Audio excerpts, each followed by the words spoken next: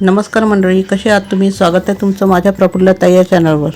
आज आपण बघणार आहोत विदर्भ स्पेशल पारंपरिक असं कळण्याचं बेसन। हे बेसन किंवा पिठलं पूर्वी जात्यावर दळलं जायचं। याचं पीठ 2-3 धान्य घेऊन हे पीठ तयार केलं जायचं। आपण एकच धान्य घेऊन हे पीठ तयार करणार आहोत एकदम साध्या सोप्या पद्धतीने। आणि हे पिठलं आपण पोळी भाकरी यासोबत खाऊ शकतो। सोबतीला कांदा आणि मिरची घ्यायची। तर चला हे बेसन कसं करायचं हे बघूया। यासाठी काय काय साहित्य लागतं ते बघूया।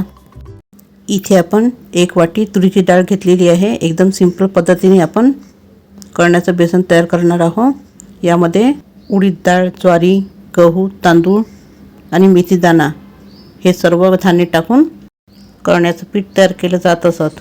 आपल्याकडे जातं नाही, आपण मिक्सरमध्येच करणार आहोत। पूर्वीच्या बायका जात्यावर जे धान्य दळत असत ते सांडलेलं एक धान्य त्याचं पीठ म्हणजे हे कळणा। एकाच वेळेस त्या बायका हे सर्व धान्य दळत असत। जसं गहू, तांदूळ, उडीद, तूर हे सगळं एक करून दळत असत। त्यापासून हे खाली सांडलेलं पीठ म्हणजे कळणा। इथे आपण अख्खा तुरीपासून कळण्याचं बेसन तयार केलेलं आहे। आता ते कसं बनवायचं हे बघूया।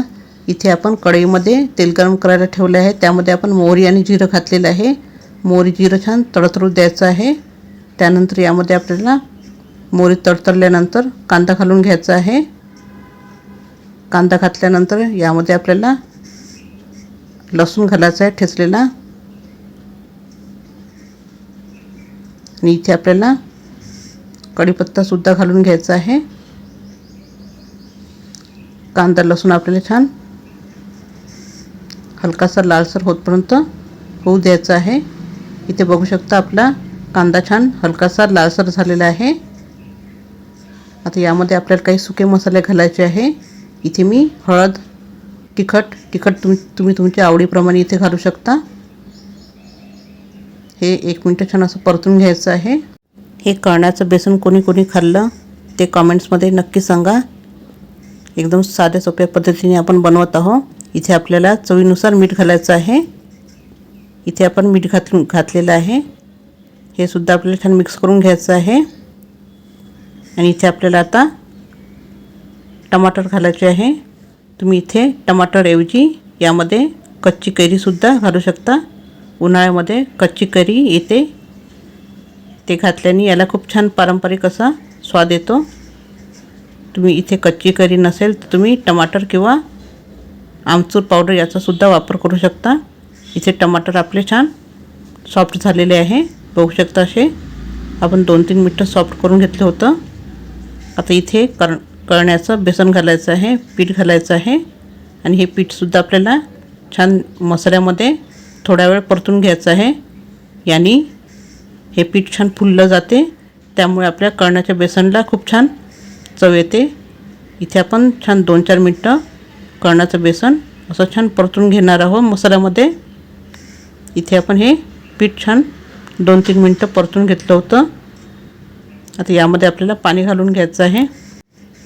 कळण्याचं बेसन हे खूप पातळही नसते आणि खूप घट्टही नसते, असं मध्यम कन्सिस्टन्सीचं करायचं आहे। त्यानुसार इथे पाणी घालून घ्यायचं आहे। आता याला आपल्याला छान उकळी येऊ द्यायची आहे।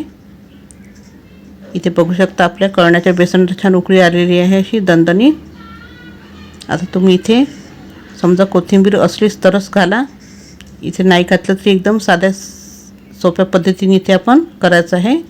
यावर आपण झाकण ठेवून दिलेलं आहे आणि याला आपण छान वाफेवर थोडा वेळ शिजवून घ्यायचं आहे। याला अधेमध्ये असं परतत शिजवून घ्यायचं आपल्याला पूर्णपणे, कारण की ही तुरीची डाळ आहे, शिजली पाहिजे छान।